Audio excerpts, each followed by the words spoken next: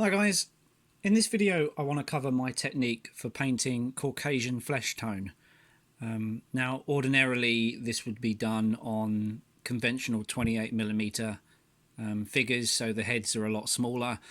For the purpose of this tutorial I'm using this giant's head because I think the camera is going to pick up on what I'm doing a little bit easier. So you can see here I've done a grey undercoat. It's not a necessity. I've done this over black undercoats before, but you probably need to do a couple of these first layers to make sure you've got a fairly even coat to start off with. So what I'm doing here is I'm going to mix equal parts of Skrag brown and Cadian Fleshtone, and I'm going to make sure that I've added a little bit of water to this mix as well, because there's going to be lots of layers here, and I want to make sure that I don't build it up too heavy straight away. So you can see the mix here. It's slap bang in the middle of these two colours. Nothing technical. I'm just going to coat this guy's head, get it all into the recesses. So yeah, that's all there is to this beginning step.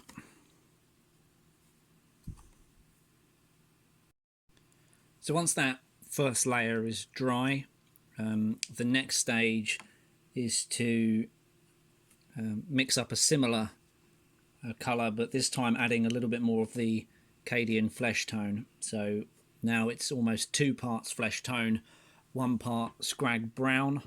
And again, I'm going to add some water to it.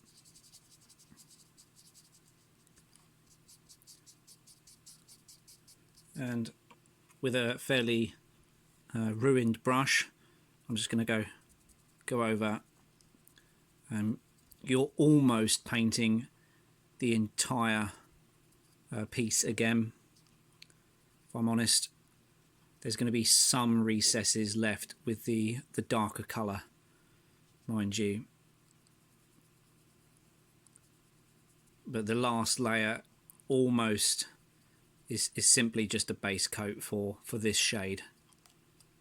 So it's ever so slightly lighter than he was a second ago.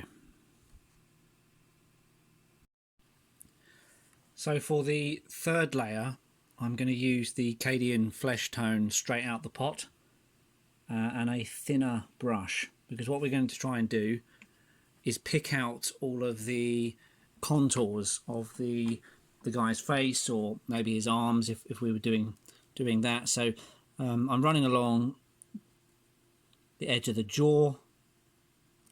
I'm picking out cheekbones,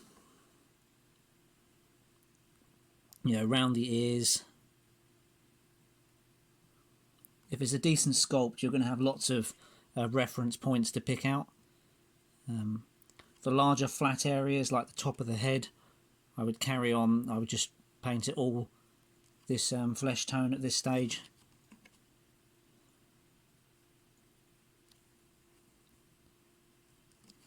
Around the actual face, we're going to pick out the lips.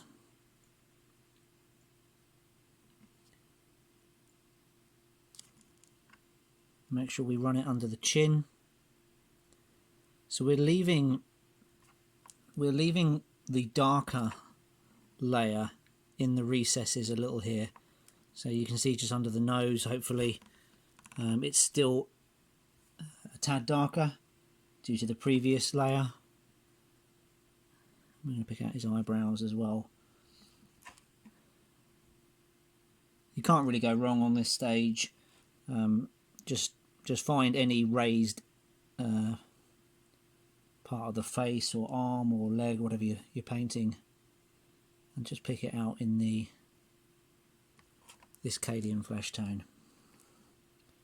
So I won't do all of it on camera, because I think you guys get the gist of what I'm doing.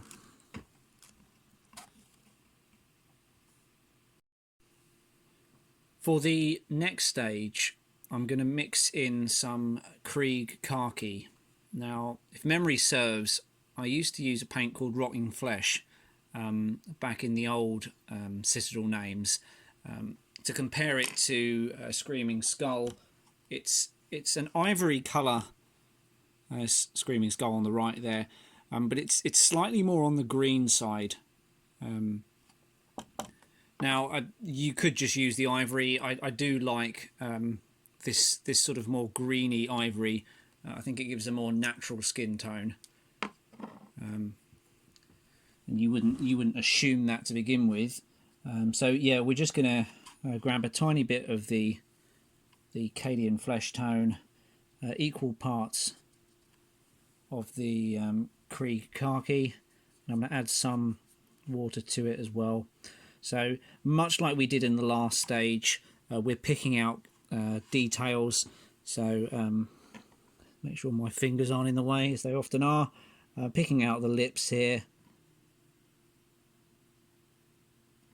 picking out these raised muscles and cheekbones around the eyebrows, at the bridge of the nose,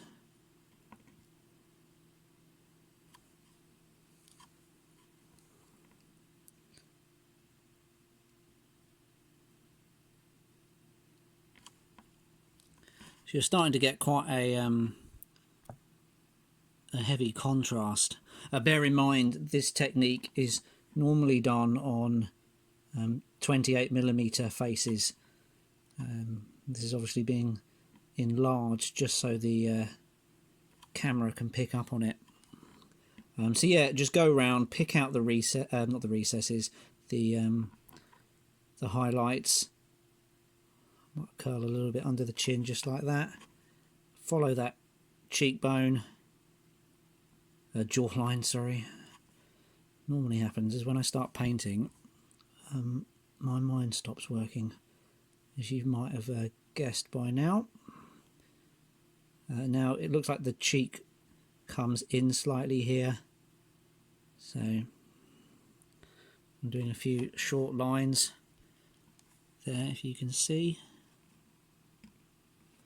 Now for the forehead, picking out this frown that he's got going on here, and his eyebrows. Now I do make a point of making a few lines over the brow, including on 28mm figures. It just adds to the sort of wrinkled forehead that most people will have. And then when I get so far up, move around again, when I get so far up the head, I will just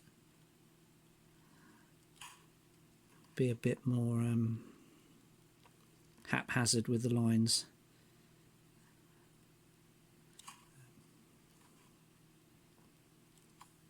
So yeah, you can start to see what I'm aiming for here. There's still a little bit of work left to do, but I'll do that off camera. So apologies in that last section, my knuckles seem to be in the way quite a bit, but I think you would have clocked what I was doing. For the avoidance of doubt, I'll just show you here now that I've finished off that layer.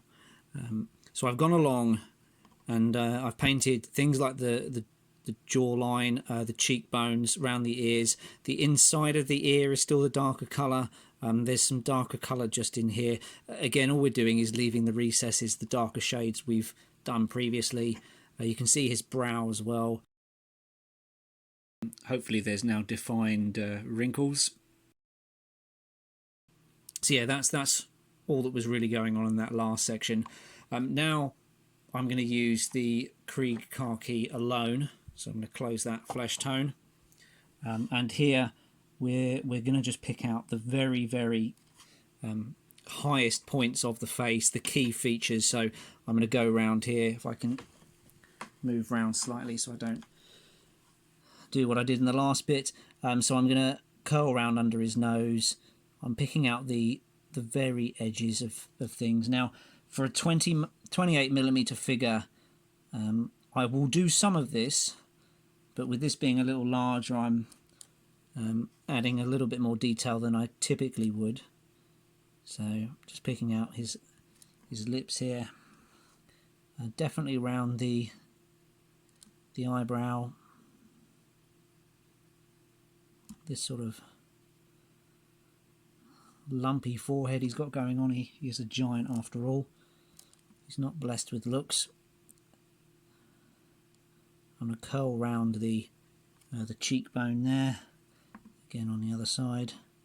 So we're just picking out key lines on the face. So this muscle that comes around here, do a line on the jaw, again on this side. Normally on a smaller face they have quite a distinct chin, so I normally end up just doing a couple of dots either side to pick that out. Now for the lines on his forehead, I will just pick them out a little bit more, just like that, and go around the ears as well. So you can carry on doing this to your heart's content, really. I don't think you could do too much, really. Sometimes I even just do some faint lines all together very quickly.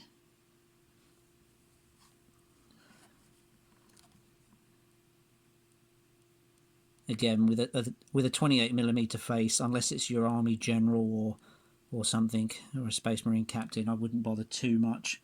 I would just go and pick out the eyebrows and nose and chin and be done with it. But yeah, so that's really all I'm going to do there now. If I try and focus in a little bit more, so you can see there's what looks like extreme highlights. The actual flesh tone is almost done now. So the last step on the actual skin tone, I will apply a wash of Ogryn flesh. Now this is quite an old paint, and I'm not entirely sure what the new equivalent is in the Citadel range, but I assume they do have a flesh wash. It's almost a browny colour, I suppose, and it's best to just add a touch of water to the mix. It's better to have it too thin, and then you have the option of adding a bit more than it being too thick and having to go back a few stages. So nothing to this really, but do be careful, you don't want to apply too much, and we're just going here. Just going over the model, and you see it nice, it flows into the recesses. Once it's dried, it does blend the layers together, especially if this was a smaller scale. I'm not professing to say that this is how I would paint an actual giant. I'd probably spend an awful lot more time on it. So yeah, I'll finish that off. But you get the idea. So what the flesh wash has actually done has made our face look a little grubby, a little dirty. Now, considering most of what we're painting are going to be soldiers or infantry, I think that works. However, if you preferred the face at the previous stage, then just skip the flesh wash. One of the things, though, I always correct when using these washes is how on the larger areas like the cheek, I feel it's a little bit too speckled. So what I will do is go and get the Cadian Fleshtone, get a bit of water, and just go over some of the areas where it's a little spotted. You might like that. You might be going for that sort of a blemished look of the skin. But I think here I just want to go over the cheek a little bit more.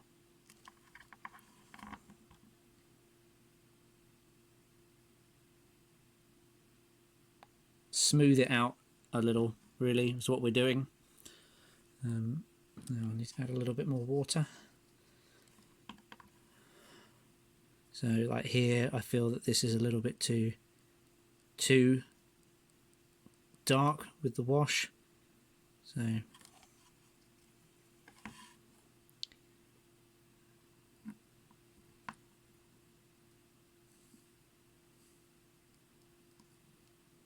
under his chin as well.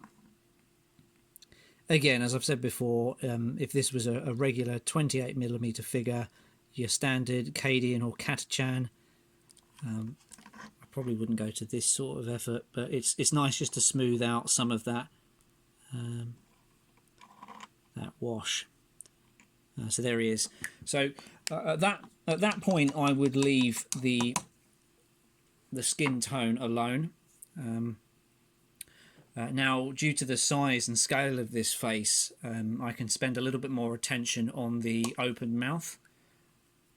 Typically, all I would do with a mouth is drop a tiny bit of Carroburg Crimson into the mouth slit, and it just makes it a little red, which goes and works, I think, with a mouth that, because this guy is a little bit bigger and his mouth is all the way open. I'm going to do my normal technique for open mouths, and I use this for dinosaurs or anything I'm painting. Is you first paint everything pink, and the pink I'm using, if I move it into shot, is Fulgrim pink. So what you want to do is not only get into the open mouth and paint the backs and the side of the cheek wall there, but paint the gums. Make sure the bottoms of the teeth are painted pink as well. It looks ridiculous at this stage, I'll grant you, but it does work in the end, or at least I think it does.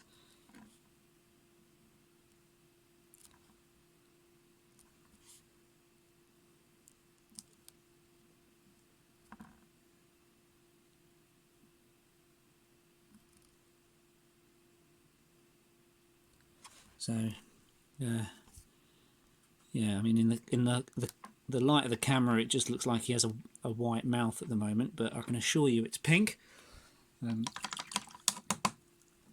Now, while that's drying, I will move on to his eyes, which, I'm honest, I'm going to be honest with you, for my regular run-of-the-mill infantry, I don't bother painting eyes. For captains or lieutenants, I will, but I certainly wouldn't go to the effort of painting 200 sets of eyes for a Cadian army. But in this case, I'm going to use my thinnest brush. Can't speak again.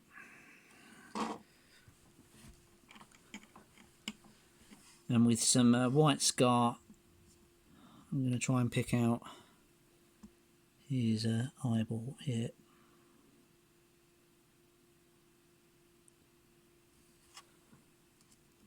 Just like that. And the same again for the other side.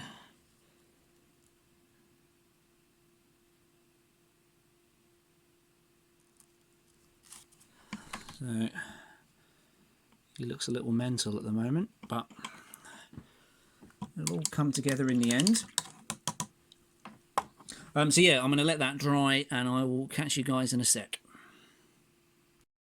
So off camera, I've neatened up the skin tone a little bit with a mix of the Cadian Fleshtone and the Krieg Khaki, painting at an angle, trying to do it so my fingers aren't getting in the way is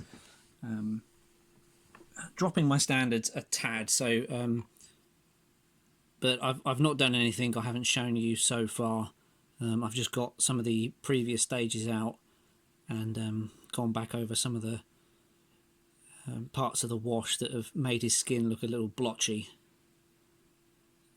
Now, to continue where we were, those eyes do need pupils. Now, there is no trick to doing this. You just need a very, very fine brush and a steady hand. The only thing I can say, make sure my hands aren't in the way, is try and make sure he's looking in the same direction. You only want, you'd be surprised how small of an actual, how little contact your brush needs to make with the model to get a pupil in there. So he's roughly looking straight ahead.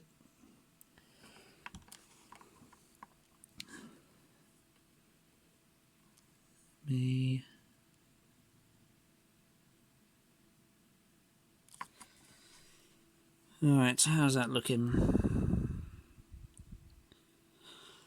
Pretty much looking in the same direction, which is good. So I'm going to let that dry. Now for his mouth, move the light up a little.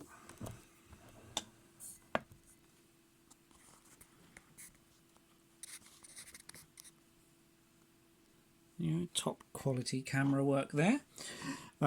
So with his mouth, we painted it pink in the last stage, and I'm going to go over the whole area with a Carroburg crimson, which is a red wash. So, as I said, we went over all the teeth as well with this previous stage.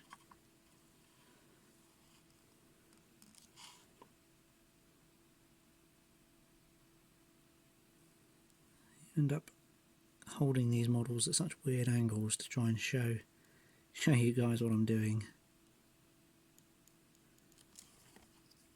So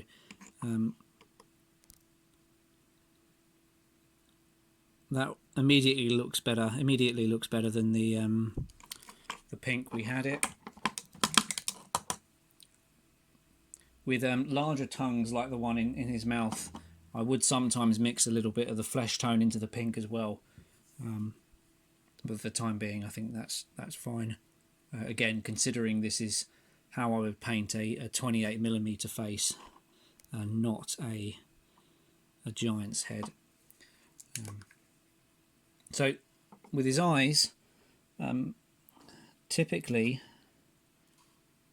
when you just paint white dots onto skin tone, it looks very cartoony, so I want to try and blur the edges a little bit, and I will use a Drakenhof Nightshade here and just go over the eyeball, really. If there's too much, try and take it away again. Try and paint some round the eye as well.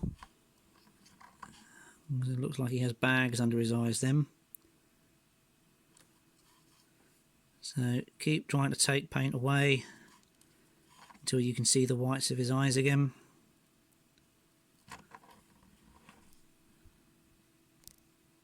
There we go. No longer does it look so stark, the white straight against the flesh. It looks a little bit more natural. So again, if you feel it, pick out those bags under his eyes.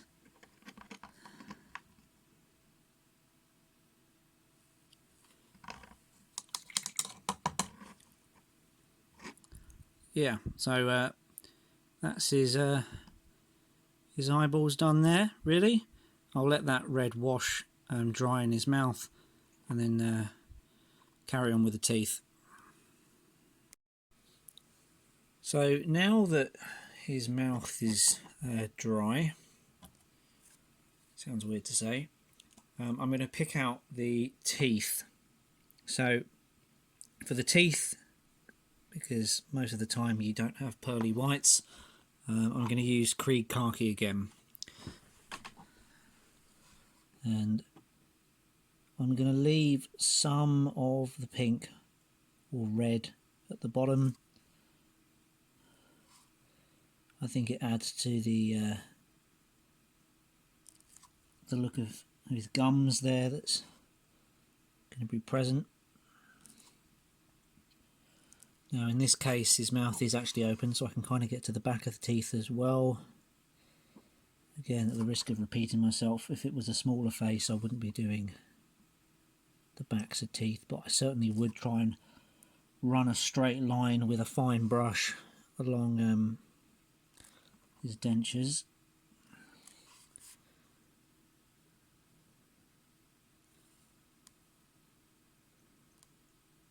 Pick out those side ones there.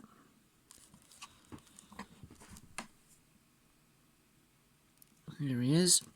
Now, so for 28mm figures, and technically he is a 28mm figure, but for your regular guardsmen or space marines, that would be as much as I do with the teeth. But because this guy is slightly larger, I'm going to throw some white scar onto the tops of his teeth as well.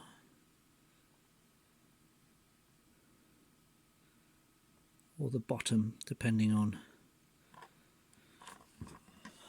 whether it's the top or bottom jaw. So that's that. Now the only other technique I've picked up on over the years for faces is stubble. And what I do is I will mix Rhinox hide, which is a brown, with Dawnstone grey. I will use more of the grey than I use of the brown. So I'm going to grab a fair amount of the grey, just a touch of the brown.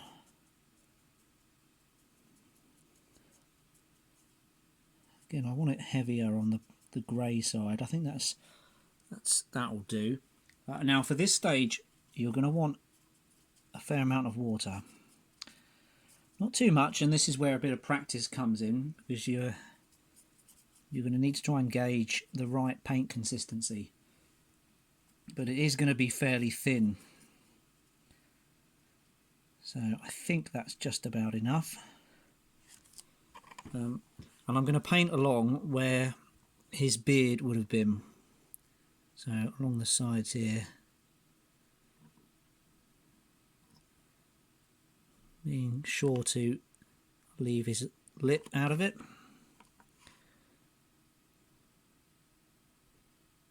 Around here, around the sides, go over, under rather.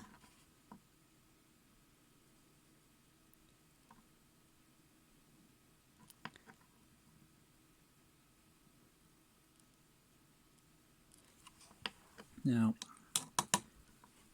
before it dries, I'm going to wash my brush out and then just grab some water. For a smaller model, I doubt I would do this particular stage, but I want to just blur the edge of the this top line here. I don't want it so stark. The problem is with my lamp right here, it's already starting to dry.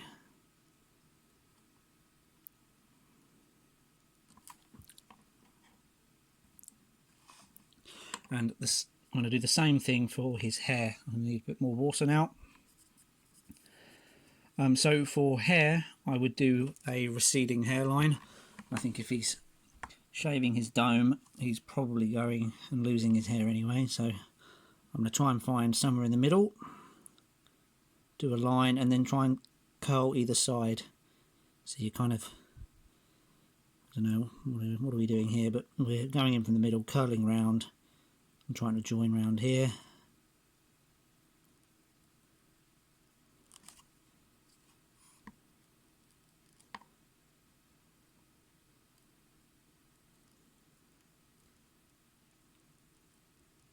Leaving a bit of the back of his neck.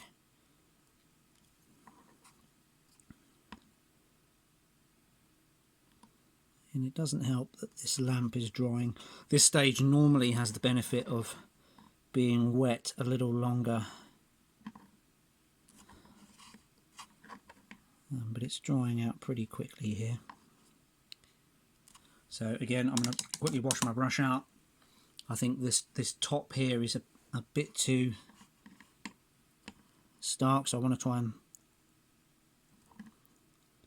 blur the edges a little, which I can't because it's already dried. So I'm going to add some more grey in.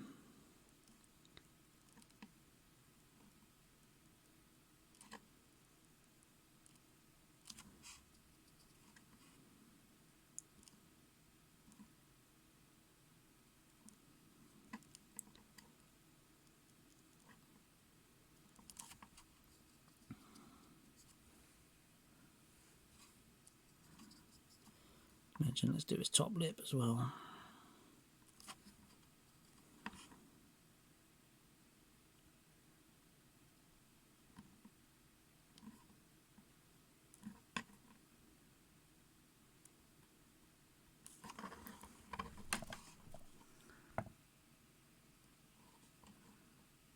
So the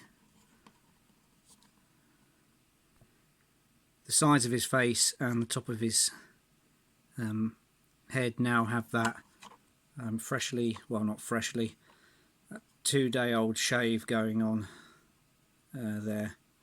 So it has the added benefit of hiding any mistakes you might have made in the skin tone there. So yeah, that is how I would paint skin tones. Let's see if I can get a closer look at this guy. Certainly not blessed with looks, is he? So there we go. I hope you guys have found this useful. If you have, leave a like, and I will see you in the next video.